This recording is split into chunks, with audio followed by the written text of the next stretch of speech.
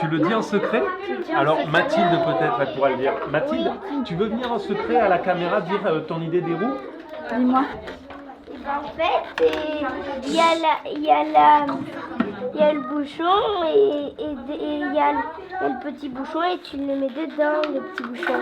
Tu mets le petit bouchon dedans et après, comment tu fais? Et après, tu prends la bouteille et tu feras comme ça. Tu colles? Oui. Comme ça, tu colles.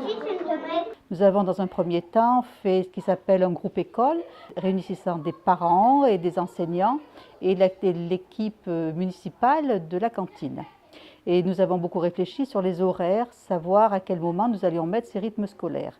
Et a été choisi l'horaire, la tranche horaire de 16h à 17h, les lundis, mardis et jeudis. C'est un temps qui est quand même très particulier puisqu'on a les enfants à la fin d'une journée scolaire.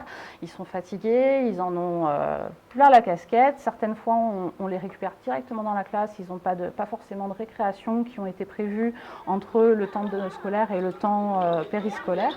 Et donc, la demande est particulièrement de faire des animations ludiques où les enfants vont pouvoir s'aérer, mais tout en étant l'objet des petits débrouillards, s'amuser avec les sciences. Donc s'amuser avec les sciences, ça reste quand même quelque chose de sérieux, mais est-ce qu'on est obligé d'être sérieux pour faire des choses sérieuses? Ça, j'en suis pas sûre. Deuxième décision, que mettre dans ces horaires?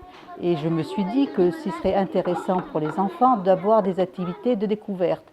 Donc on s'est mis d'accord sur le yoga avec un bénévole, les contes pour les petites classes, le sport qui me semblait nécessaire, les échecs et arts plastiques qui étaient déjà présents au niveau du centre de loisirs.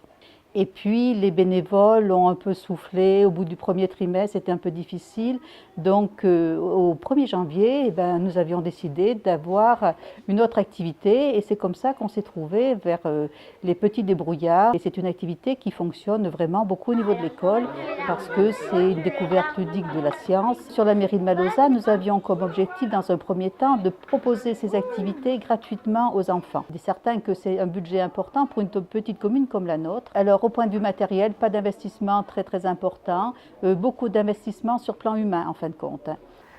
Donc les Petits Débrouillards, c'est une association qui a quand même du passé puisqu'on est depuis plus de 10 ans en Auvergne et les activités jusqu'à présent, ça pouvait être soit d'aller dans les écoles, dans les accueils de loisirs ou d'aller se poser au pied des tours et d'animer. Et l'arrivée des temps périscolaires a un petit peu révolutionné la façon de fonctionner à l'association. Puisque ça a créé de l'activité régulière avec des animateurs qui animent toutes les semaines et qui revoient des enfants régulièrement. Donc on a vraiment complètement changé de mode de fonctionnement, à savoir que ça a créé un gros volume d'activité, un gros besoin d'animateurs et on a mis en place des formations.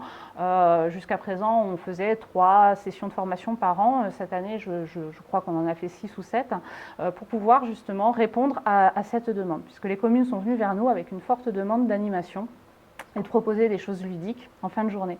Et donc on intervient directement dans les écoles, dans les classes. C'est souvent des activités qui sont plutôt ponctuelles, même si au cours de l'année, on peut revoir les enfants, c'est même le but.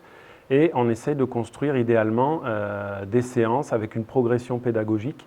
C'est vrai que ces temps fragmentés de TAP doivent être préparés par l'animateur pour qu'il y ait un réel suivi et une réelle progression, comme je le disais.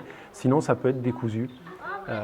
Donc c'est le sens qu'on essaye de donner. Ce qu'ils ont fait pendant ces temps d'activité périscolaire, quand on arrive à les accrocher, ça les passionne. Et puisque nous, on fait beaucoup de petites expériences ludiques, de bricolage, comme on a fait aujourd'hui par rapport à la construction de petits bolides qu'on essaiera de propulser par la suite.